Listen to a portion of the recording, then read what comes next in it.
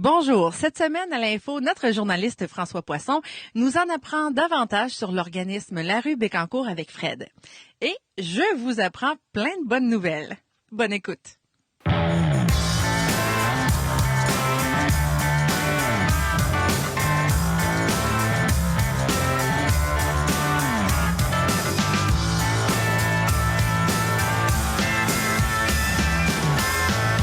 Bonjour, je suis François Poisson, en compagnie aujourd'hui de Fred de La Rue Bécancour.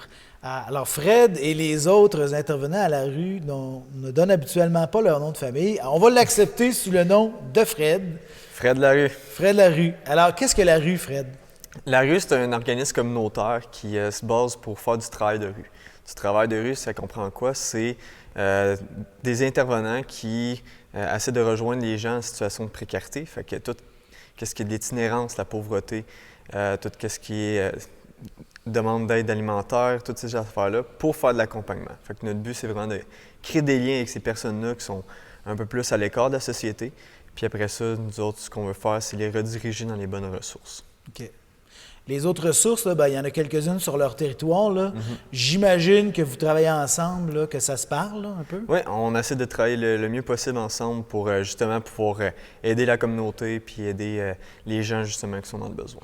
Ce serait qui vos principaux partenaires, mettons? Surtout quand on a, mettons, des distributions alimentaires, là, on va aller voir le CAB, Entraide de Bécancour. Okay. Donc, ces organismes-là, on participe beaucoup avec eux pour pouvoir justement arriver avec la distribution alimentaire, des ressources matérielles que les gens ont besoin. Puis à partir de là, justement, on travaille en communication ensemble pour pouvoir arriver au but de la personne qu'on accompagne. OK. Quelle clientèle, en général, vous visez? Là? Ça varie vraiment beaucoup. On a autant des personnes qui... est-ce que tu parles plus de l'âge? En termes d'âge, en termes de milieu, j'imagine c'est les gens défavorisés, là, mais en termes d'âge, là... mettons, par exemple, moi, je vais viser beaucoup plus les adolescents et les jeunes adultes. Ça fait partie de mon mandat, mais sinon, mes collègues de travail vont aller beaucoup plus vers des adultes un peu plus avancés. Donc, de 30 à, on va dire, 75 ans, on varie là-dedans. OK. Alors, toi, est-ce que les maisons de jeunes comptent parmi les partenaires avec qui tu vas travailler? Oui, tout à fait. J'essaie d'y aller au moins une fois par semaine à une maison des jeunes. Il y en a quelques-unes sur le territoire. Toi, d'ailleurs, vous couvrez quoi comme territoire? On couvre tout ce qui est Bécancour et Saint-Merci. Donc, les 17 municipalités qui font partie du territoire. Ça fait combien de maisons des jeunes, ça, en tout? Ça fait 6 ou 7 à peu près. Okay. Je me souviens plus du nombre exact, mais c'est ça. Je pense qu'il y en a au moins 4 dans Bécancour, les différents secteurs. Puis, il y en aurait peut-être 3 en dehors. Là. Exact. OK. Ouais. Donc, toi, tu te promènes, tu vas à chaque semaine ou... J'essaie d'y aller une par semaine. Fait que ça reste avec les difficultés de temps et la gestion d'horaire. Ouais. J'essaie d'être le plus fidèle là-dedans possible. Puis, est-ce qu'eux vont t'aiguiller sur des gens en difficulté ou eux, déjà, je veux dire, la clientèle qui les fréquente, là, c'est quand même, comme ils sont venus à une ressource, ça se passe assez bien pour eux, là? Bien, je pense que ça dépend des maisons des jeunes, parce que chaque village et chaque municipalité a leur couleur, leur soit problématique ou leur point positif.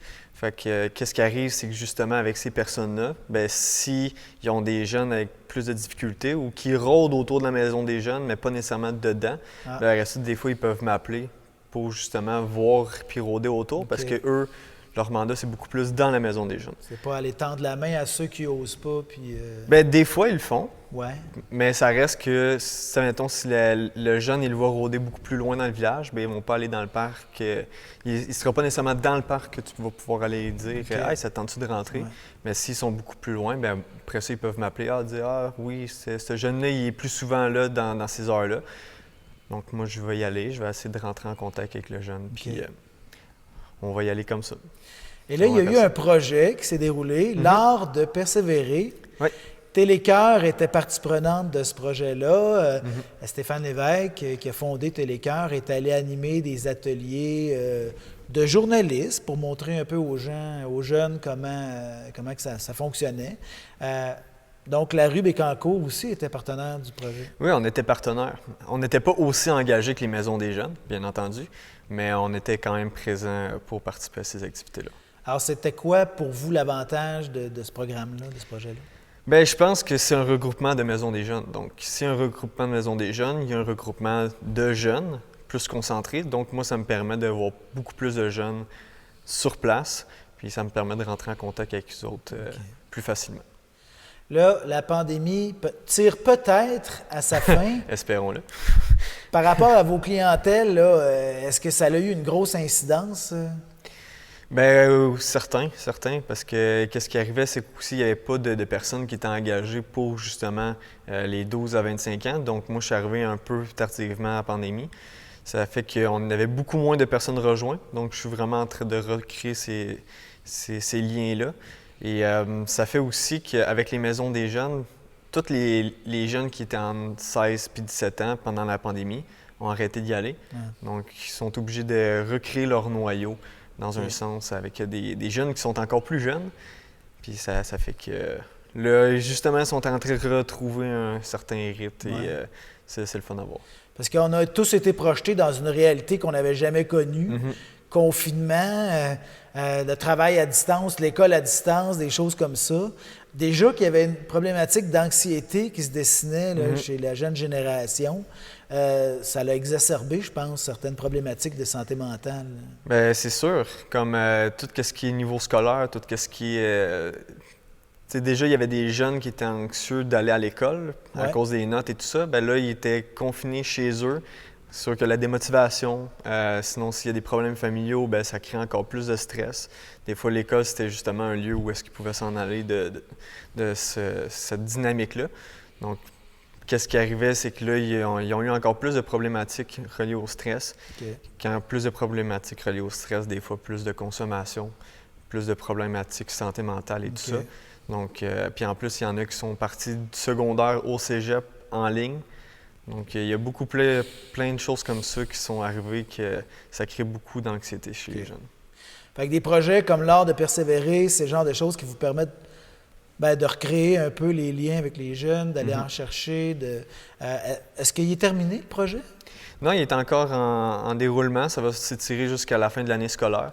Donc, le but, c'était justement l'art de persévérer, c'était un certain jeu de mots de toucher différents aspects de l'art pour pouvoir ramener les jeunes à persévérer dans justement les activités scolaires. Donc, si on trouve justement des activités parascolaires qu'on appelle, bien, ça crée un sentiment d'appartenance chez les jeunes. Ça les aide à se trouver une motivation pour continuer à l'école, continuer leurs travaux scolaires. Puis maintenant, qu'est-ce que la Maison des jeunes a fait dans ce projet-là? Voici, là, c'est plus juste le sport qui est attrayant. On crée des ateliers d'art pour vous permettre de découvrir certaines passions. Puis si vous êtes passionné par ça, bien, vous allez pouvoir permettre de plus persévérer pour ce que votre résultat académique est. Parce que j'ai donné l'exemple de Stéphane Lévesque avec le journalisme, mais les autres, c'était pas mal des artistes sur le slam, la peinture, donc qui se sont promenés. C'est ça. Slam, graphisme, peinture, toutes ces choses-là, bien, les jeunes ont touché à différentes activités que ça leur tentait de faire. Puis justement, ça leur permet de découvrir des nouvelles passions, puis voir s'ils aiment ça, puis s'ils n'aiment pas ça, bien, tant mieux aussi. Tu sais. Ils vont l'avoir reçu. Ben oui. Puis après ce projet-là, est-ce que vous êtes en train de concocter la suite ou autre chose? Ou... Bien, ça, c'est beaucoup plus dans la main des maisons des jeunes. Moi, je suis vraiment plus un participant de motiver les jeunes à y aller, puis de créer des contacts avec eux, plus que de monter un projet. Donc, c'est vraiment dans la cour des maisons des jeunes. Je ne suis pas au courant nécessairement. Là, l'année scolaire va achever éventuellement. L'été, ton travail, ça va ressembler à quoi, toi? C'est une très bonne question. Je n'ai pas encore travaillé l'été en tant que travailleur de rue, donc il y a plein de choses que je vais découvrir cet été. Mais décidément, moi, j'aime beaucoup le sport. Je pense qu'il y a une des choses que les jeunes aiment, surtout dans la génération d'aujourd'hui, c'est l'authenticité. Puis, en tant qu'intervenant, il faut travailler avec nos forces. Donc moi, si j'arrive avec un ballon de basket, bien, je vais pouvoir connecter avec les jeunes en allant dans un parc, les inviter à jouer au basket avec moi, mettons. Donc il y a plein de choses comme ça que je vais découvrir pour voir comment connecter avec eux, mais ça reste quand même une activité que je vais pouvoir faire. Fait que tu es un joueur de basket? Pas nécessairement. Non? Je suis beaucoup plus un joueur de soccer, mais le basket, c'est beaucoup plus facile de rejoindre les... Puis le spike ball, ça, tu joues-tu à ça? J'ai joué quelques fois, Ouais. c'est quand même très le fun. Oui, moi aussi j'aime ça. Ça se peut que tu joues cet été. Il y a des Alors, chances. pour vous identifier, là, tu as la casquette, la rue Bécancour, c'est pas mal ça le truc, là. Il y a ça, sinon il y a aussi, on a un coton watté, mais on s'entend qu'en ce moment, à l'heure Voilà. qu'on tourne ça, il fait 30 degrés dehors, fait que Ouais. coton watté, c'est moins bienvenu. Mais sinon, c'est ça, notre but, c'est de travailler justement dans l'informel, fait qu'on va pas nécessairement s'afficher tout le temps. Ouais. C'est pas un uniforme, c'est de Non, c'est ça. aller à la rencontre des jeunes. Exactement. C'est bon.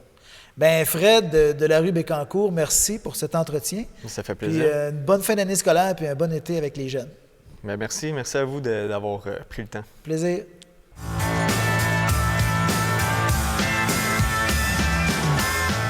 Le 22 avril dernier avait lieu à l'Hôtel de Ville de Saint-Léonard d'Aston le 20e anniversaire de la Fondation médicale Jean-Pierre Despain. Il était très important pour les membres de prendre un moment pour festoyer et de souligner ces 20 belles années d'implication et de réalisation. Nous avons investi un peu plus d'1 million de dollars dans la région depuis la création de la Fondation. Nous avons lancé au même moment la campagne de financement 2022. Effectivement, les gens de la Fondation sont très fébriles de vous annoncer que le souper bénéfice 2022 aura lieu le 22 octobre 2022. En formule hybride cette fois. Il s'agit d'un retour en salle pour ce 20e anniversaire qui sera grandiose à la suite du succès de l'année dernière. Et aussi, il sera possible de commander des repas, des boîtes repas à la maison pour ceux qui le veulent. Ce repas gastronomique vous fera découvrir de belles saveurs locales, mais en plus, elle permettra d'amasser des dons pour la Fondation. Ces deux formules nous permettront de rejoindre le plus de gens possible et surtout de les ramasser pour une bonne cause. Pendant cette soirée, nous soulignerons les 20 dernières années de la Fondation en honorant les fondateurs qui l'ont fait grandir. Ces deux formules nous permettront de rejoindre le plus de gens possible et surtout de les rassembler pour une bonne cause. Pendant cette soirée, nous soulignerons bien sûr les 20 dernières années de la Fondation en honorant les fondateurs. Et puis, depuis sa création, tous les conseils d'administration ont été composés d'administrateurs et d'administratrices entièrement bénévoles provenant de différents secteurs d'activité sur le territoire. Leur dévouement et leur participation bénévole seront célébrés durant cette soirée d'octobre 2022. Nous misons sur cette campagne annuelle afin de découvrir l'ensemble des générations avec nos 3 axes importants: le bien-être de nos enfants, la santé de nos proches et la sécurité de nos aînés. Vous pouvez dès maintenant faire un don en ligne sur notre site Internet www.fondationmédicaljpd.org pour l'année, bien sûr, en cours 2022.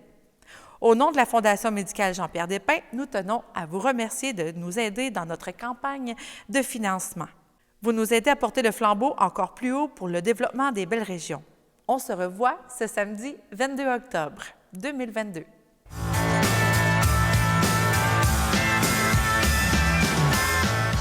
Une autre bonne nouvelle pour la Fondation Santé Bécancour-Nicolet-Yamaska.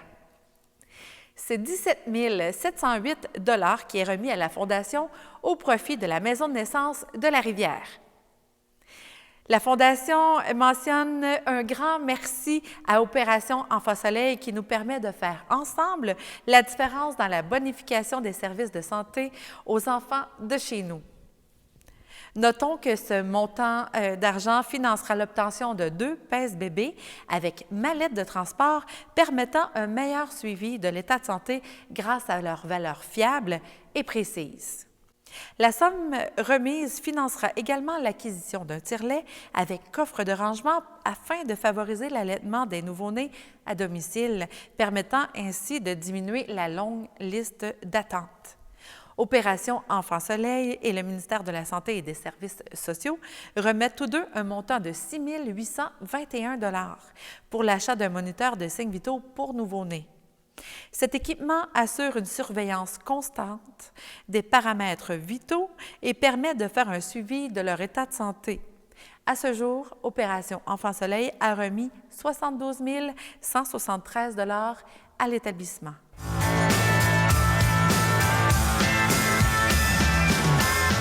La ministre des Affaires municipales et de l'Habitation, Mme André Laforêt, ainsi que le député Nicolet Bécancour, M. Donald Martel, sont fiers d'annoncer la concrétisation d'une entente de 1 367 904 $ avec la MRC de Nicolet-Yamaska pour amorcer une grande transition écologique par l'aménagement durable du territoire. Celle-ci vise à maintenir les milieux naturels, à accroître la connectivité entre ces derniers et à créer des infrastructures écologiques en milieu urbain. Pour ce faire, des projets permettant de mettre à l'avant la créativité des municipalités seront soutenus. Ceux-ci pourront prendre la forme de mesures réglementaires, de formations pour le personnel municipal, d'outils techniques ou l'implantation d'infrastructures. Une communauté de pratique sera créée pour permettre le partage de l'expertise acquise lors de la réalisation de ces initiatives. La participation du ministère des Affaires municipales et de l'Habitation, le MAMH, s'élève à 1 139 320 $ et provient du projet Signature Innovation des MRC du Fonds Région et Ruralité, le FRR. L'apport de la MRC de Nicolet-Yamaska totalise, quant à lui, 227 984 $.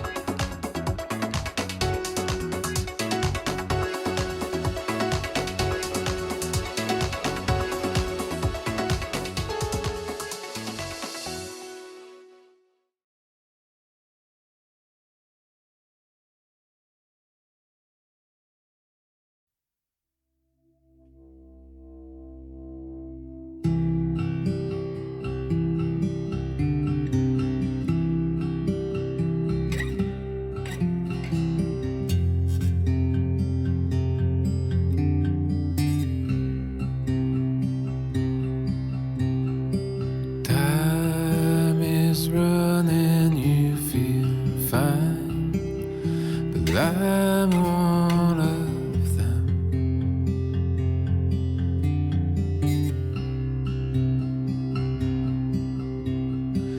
You never seem to care. The winter comes so fast.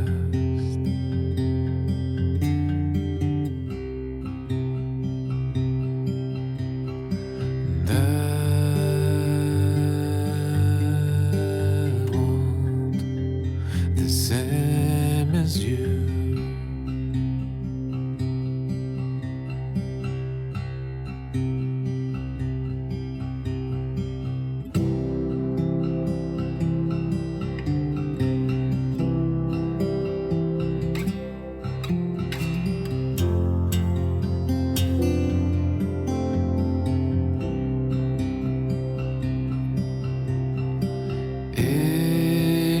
always hunting the soul down, but I look alright by your side. And how you smile while your dress is burning inside out. Oh my. And I want all of you.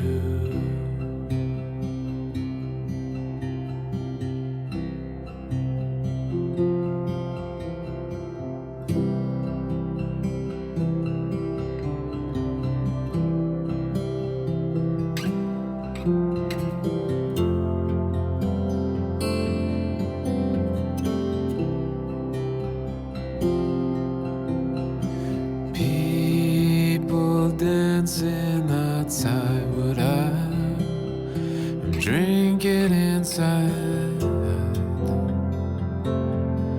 all night. Songs of freedom bring me down. You've always been the lucky one. And I want all of it.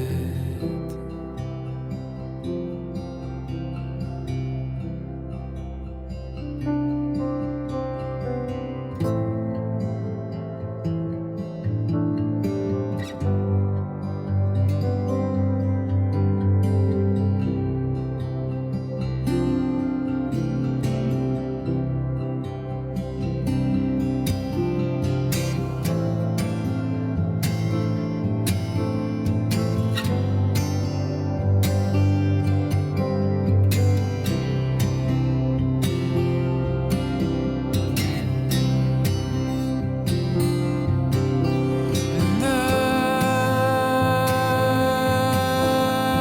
want all of it.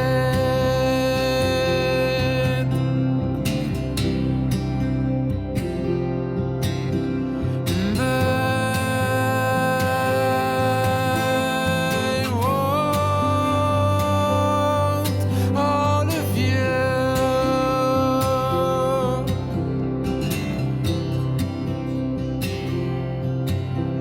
And I want the same as you.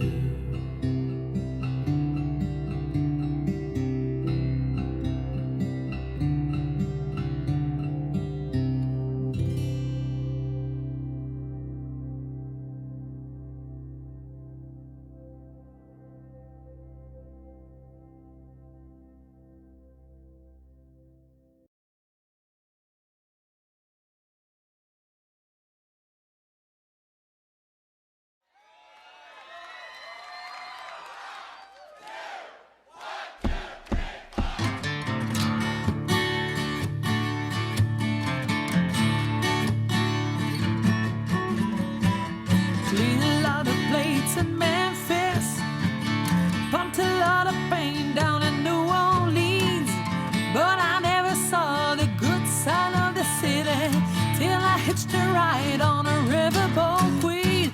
Big wheel keep on turning, Proud Mary keep on burning. Yeah, we're rolling, rolling, rolling, rolling, rolling on the river. Yeah, we're rolling, rolling, rolling, rolling, rolling on the river. Yeah, we're rolling, rolling, rolling, rolling, rolling on the river.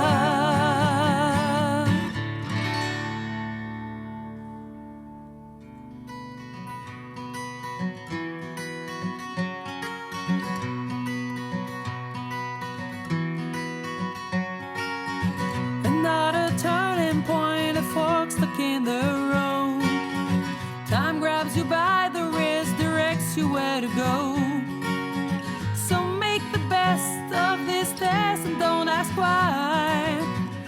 not a question, but a lesson learned in time. It's something unpredictable, but in the end it's right.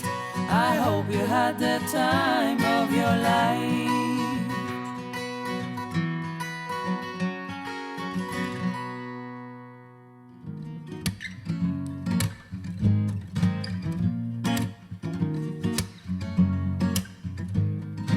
Girl, you know I want your love. Your love was handmade for somebody like me. Come on now, follow my lead. I may be crazy, don't mind me. Say, boy, let's not talk too much. Grab on my waist and put that body on me. Come on now, follow my lead. Come on now, follow my lead. I'm in love with the shape of you. You push and pull like a magnet do. Although my heart is falling too, I'm in love with your body. Last night you were in my room. Now my bedsheets smell like you. Every day discovering something brand new. I'm in love with the shape of you.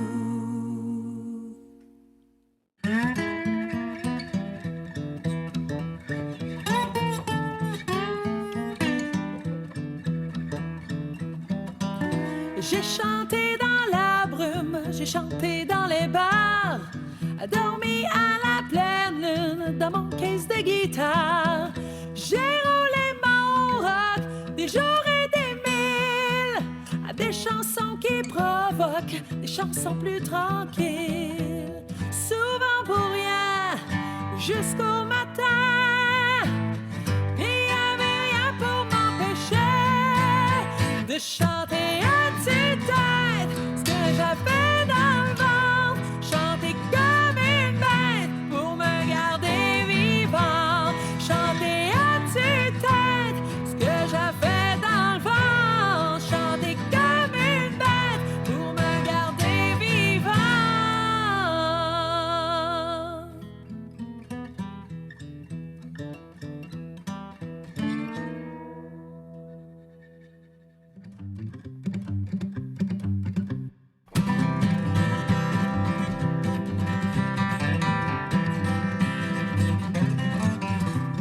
We've got married and a fever, hotter than a pepper's brown.